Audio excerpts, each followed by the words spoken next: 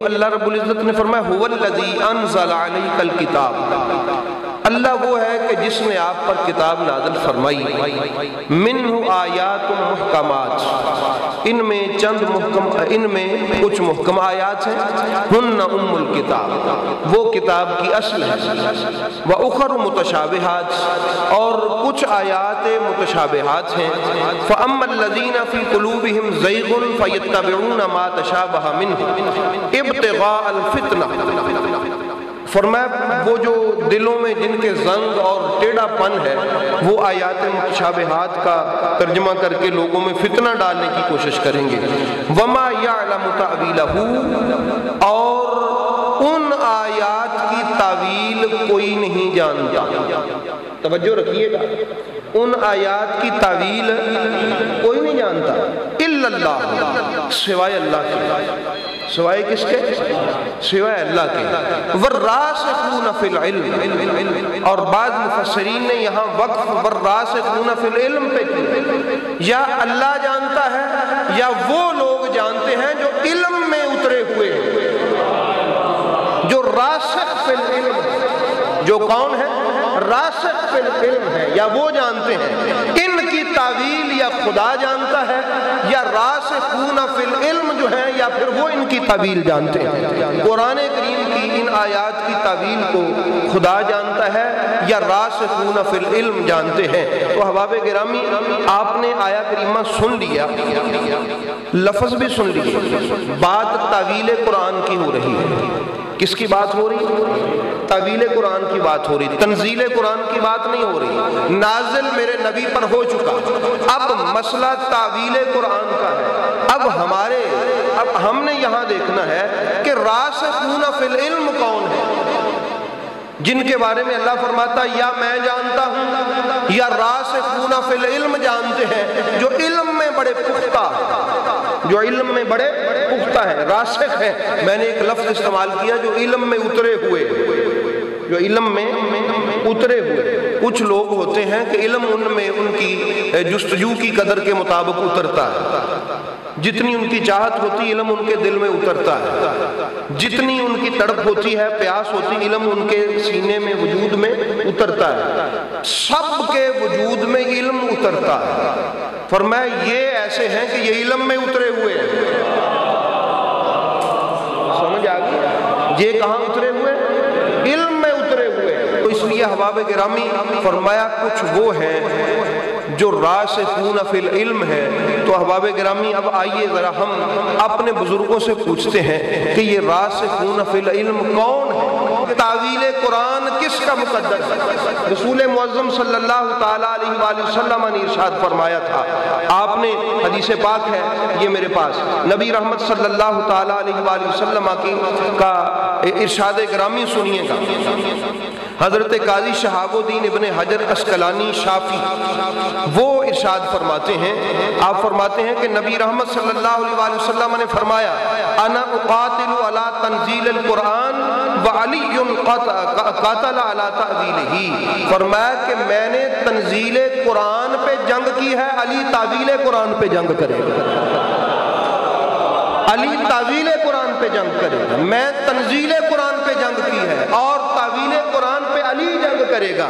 پتہ چلا میرے نبی نے سند دے دی کہ جو قرآن کی اللہ کے بعد میرے بعد تعویل جانتا ہے وہ علی المرتضیٰ، وہ کون ہے؟ علی شیر خدا ہے اور ان کے گھر والے ہیں۔ اس لیے احباب گرامی حضور نبی کریم صلی اللہ علیہ وآلہ وسلم نے اور بھی ارشاد فرمایا، آپ نے ارشاد فرمایا حضرت ابو ذر غفاری سے حدیث پاک ہے، حضرت علی متقی الہندی حنفی ہمارے بزرگ ہیں اہل سنت کے، وہ ارشاد فرماتے ہیں رسول پاک صلی اللہ علیہ وآلہ وسلم نے ارشاد فرمایا، حضرت ابو ذر غفاری، کنت مع رسول اللہ صلی اللہ علیہ وآلہ وسلم وہو ببقیع الغرقد، مولا علی حضرت ابو ذر فرماتے ہیں میں رسول پاک کے ساتھ تھا، آپ جنت البقیع کا وہ جو قبرستان نہیں ہے وہاں تھے، آپ نے فرمایا والذی نفسی بیدہ ان فیکم رجلا یقاتل الناس من بعد علی تعویل القرآن کما قاتلت المشرکین علی تنزیلہ، فرمایا تم میں ایک ایسا مرد ہے، تم میں ایک ایسا مرد ہے جو میرے بعد تنزیل قرآن، جس طرح میں نے مشرکین سے تنزیل قرآن پہ جنگ کی ہے، وہ میرے بعد تعویل قرآن پہ جنگ کرے گا۔ احباب گرامی پھر آگے اور حدیث پاک ہے، انہوں نے رسول کریم صلی اللہ علیہ وآلہ وسلم سے پوچھا بھی کہ وہ کون ہے، تو احباب گرامی حضور مولا کائنات مولا علی علیہ السلام کا نام لے کر میرے نبی پاک سرکار نے فرمایا وہ علی المرتضیٰ ہوگا۔ وہ کون ہوگا؟ علی المرتضیٰ۔ پتہ چلا وما یعلم تأویلہ الا اللہ والراسخون فی العلم۔ یہ آل عمران کی سورہ مبارکہ بتاتی ہے کہ قرآن کا جو علم اللہ نے ان کو عطا فرمایا ہے وہ اور کسی کے حصے میں نہ آ سکے، یہ تو قرآن کہتا ہے۔ اور ویسے بھی ہم تاریخ کی کتابیں پڑھ کے دیکھیں تو کون نہیں جانتا کہ جب حضرت عثمان غنی رضی اللہ تعالی عنہ ان کی خلافت کے بارے میں میٹنگ ہوئی تھی تو وہاں جو 6 لوگ تھے وہاں کیا ہوا تھا، حضرت مولا کائنات مولا علی علیہ السلام نے وہاں پر کہا نہیں تھا، یہ لکھا ہوا ہے فَأَنْشَدُكُمْ بِاللَّهِ هَلْ فِيكُمْ أَحَدٌ قَالَ لَهُ رسول اللہ صلی اللہ علیہ وآلہ وسلم إِنِّي قَاتَلْتُ عَلَى تَنزِيلِ الْقُرْآنِ وَتُقَاتَلُ أَنْتَ عَلَى تَأْوِيلِ الْقُرْآنِ غَيْرِي۔ کیا تم میں میرے علاوہ کوئی ایسا ہے کہ جس کو رسول پاک نے فرمایا ہو کہ میں نے تنزیل قرآن پہ جنگ کی ہے اور تو تعویل قرآن پہ جنگ کرے گا؟ انہوں نے کہا کہ واللہ و خدا اے علی تیرے علاوہ اور کسی کو رسول نے ایسا نہیں کہا، یہ فقط تو ہے جو تعویل جانتا ہے اور اس پہ جنگ بھی کر رہا ہے۔ تو احباب گرامی تو پتہ چلا کہ یہ شرف اللہ نے حضور مولا کائنات کو یہ جو ارشاد فرمایا، اسی لیے میرے محبوب نے ارشاد فرمایا کہ میں ان کو چھوڑ کے جا رہا ہوں، یہ جانتے ہیں اللہ کی عطا سے، ان سے قرآن کو سمجھیں۔ بھئی اہل بیت کا ہم ذکر کرتے رہتے ہیں، نبی پاک کتنی چیزیں چھوڑ کے جائے؟ 2۔ کون کون سی؟ اچھا اب ہم وہ کہتے ہیں جی قرآن کریم کا ذکر کریں جی، اہل بیت کا ذکر کریں۔ بھئی بات یہ ہے کہ اگر ہم قرآن کا ذکر کریں مثلاً 5 مرتبہ نماز میں، تو نبی پاک 2 چیزیں چھوڑ کے گئے ہیں، تو انصاف تو یہ ہے کہ 5 مرتبہ اگر قرآن کا ذکر کریں تو 5 مرتبہ ہی ساتھ میں اہل بیت کا ذکر کریں۔ اگر 10 مرتبہ ان کا ذکر کریں قرآن کا تو 10 مرتبہ ہی اہل بیت کا ذکر کریں، کیونکہ چھوڑ کے ہی 2 گئے ہیں۔ تو اس لیے احباب گرامی حضور نبی رحمت صلی اللہ تعالی علیہ وآلہ وسلم بھئی راسخون فی العلم اور ہو کون سکتا ہے؟ یہ اللہ کا کلام ہے، اور اللہ کے کلام کی تعویل کو تو وہی سمجھے نا جو اللہ کے گھر میں آیا ہو۔ جو کہاں آیا؟ اللہ کے گھر میں آیا۔ اللہ کے گھر میں تو اور کوئی آیا ہی نہیں ہے، اس لیے جو اللہ کے گھر میں آئے گا وہی تو اس کی تعویل کرے گا۔ بھئی اس سے بڑا راسخون فی العلم ہم کن لوگوں کو سمجھیں کہ حضرت عمر فاروق جیسے بڑے بڑے لوگوں نے ہمیں بتا دیا کہ لوگوں اگر ہم سے پوچھنا چاہتے ہو تو ہم تمہیں ایک طریقے سے بتاتے ہیں کہ راسخ فی العلم کون ہے۔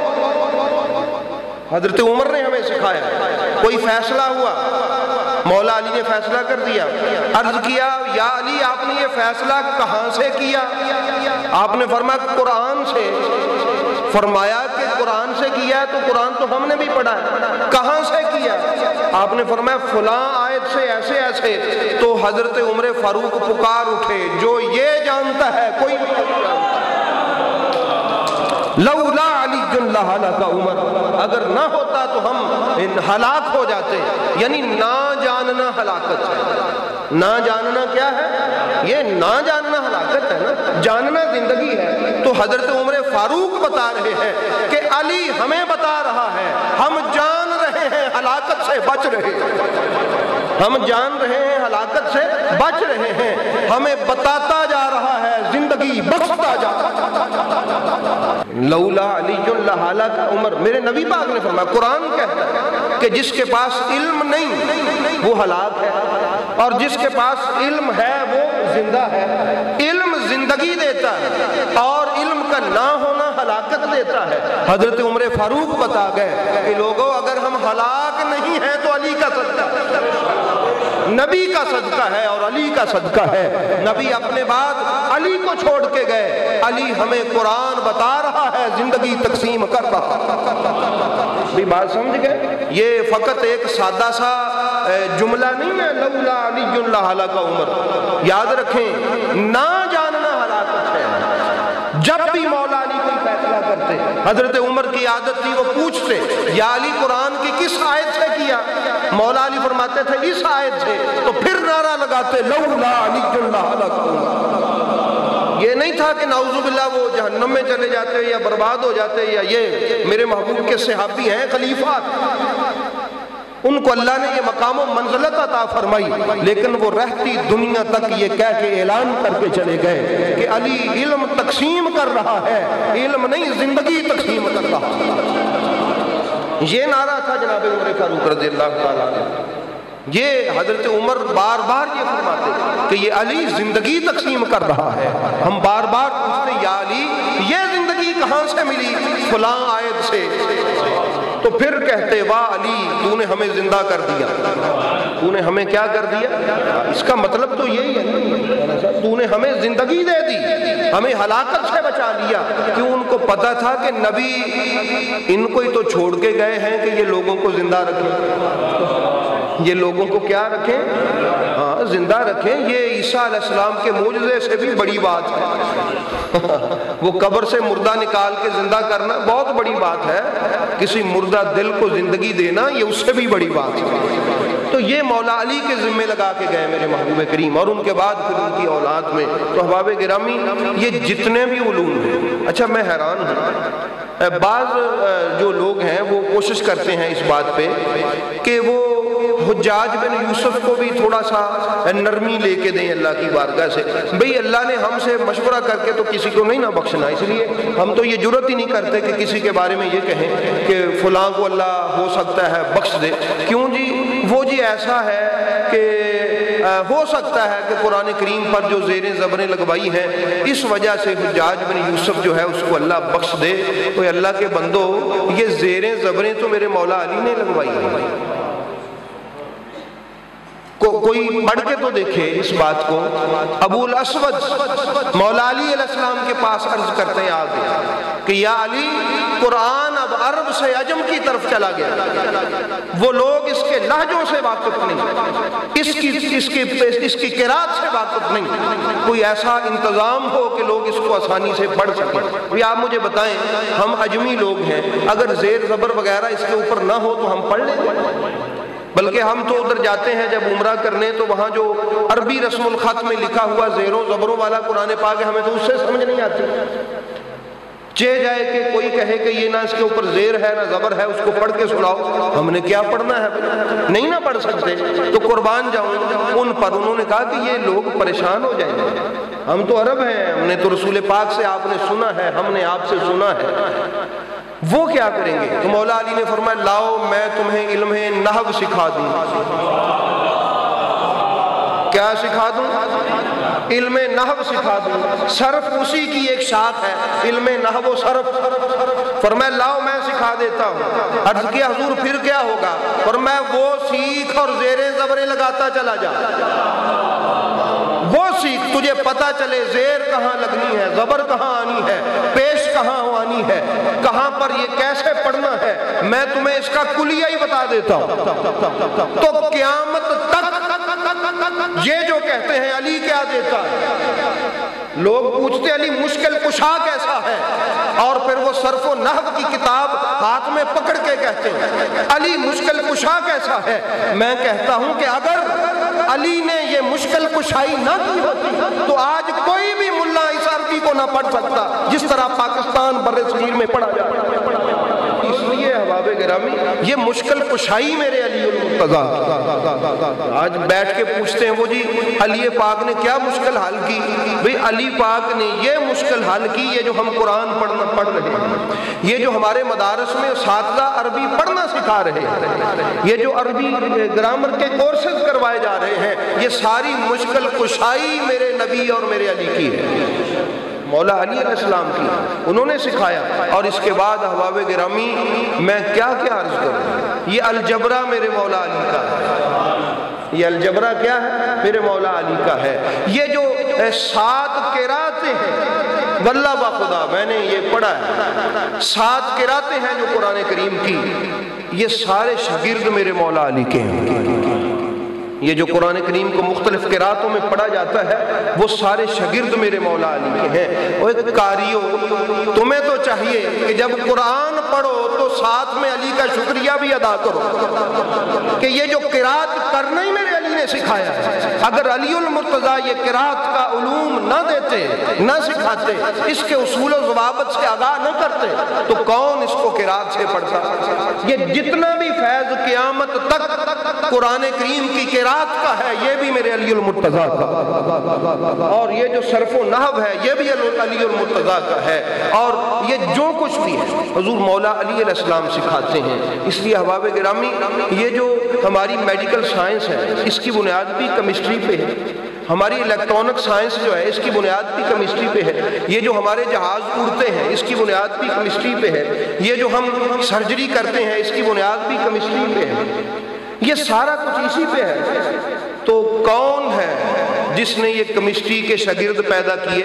وہ علی کا بیٹا امام جعفر صادق علیہ السلام ہے، جس کا ایک شاگرد جعفر ابن حیان اگر کیمسٹری لکھنے بیٹھے تو 500 کتابیں لکھ ڈالے۔ وہ کہتا یہ میں نے اس سید سے سیکھا ہے جو علی المرتضیٰ کا پوتا ہے، جس کو لوگ امام جعفر صادق علیہ السلام کے نام سے جانتے ہیں۔ تو یہ فزکس ہے، جو کیمسٹری ہے، یہ اسی میں صحیح ہے باقی سارا کچھ۔ تو اس لیے احباب گرامی یہ کون کون سی میں بات عرض کروں کہ میرے علی نے کیا کیا دیا؟ والراسخون فی العلم، یعنی یہ سارا کچھ قرآن سے ہی عطا فرمایا۔ کہاں سے عطا فرمایا؟ قرآن سے عطا فرمایا، کیونکہ ان کو افسوس کہ امت ان سے لینا نہیں چاہتی۔ میں پچھلے دنوں پڑھ رہا تھا کہ آکسفورڈ یونیورسٹی میں اور دیگر یونیورسٹیوں کے کچھ پروفیسر حضرات اکٹھے ہوئے، انہوں نے حضرت امام جعفر صادق علیہ السلام کو اپریشیٹ کرنے کے لیے ایک بک لکھی، سپر مین ان دی اسلام، سپر مین ان دی اسلام، اسلام کا سپر مین حضرت امام جعفر صادق علیہ السلام کی شان میں کتاب لکھی۔ لکھنے والے غیر مسلم ہیں، ان میں کوئی مسلمان بھی نہیں ہے۔ اچھا، انہوں نے اس لیے نہیں لکھا کہ وہ سپر مین تھے، وہ ہوا میں اڑتے تھے یا کشتی کرتے تھے یا کوئی بڑے جنگیں لڑ کے انہوں نے جیت لی تھی۔ انہوں نے کہا کہ وہ علم کے میدان کا سپر مین ہے۔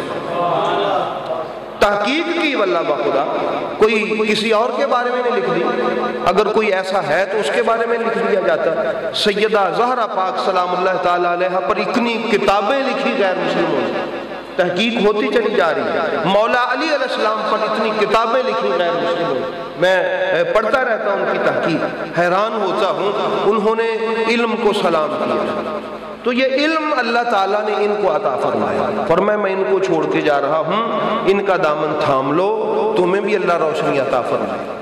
اور اس روشنی کی سب سے بڑا فیض یہ ہوگا کہ تمہیں کوئی حق بات بتائے گا نا، تم اس کو فوراً قبول کر لو گے۔ حق بات بتائے گا، اس کو کیا کرو گے؟ فوراً قبول کر لو گے۔ یہ اس کا فیض ہے۔ تو اگر یہ فیض نہ ملا تو کوئی جیسے بھی دلائل دیتا رہے تم کبھی اس کو قبول نہیں کر سکتے۔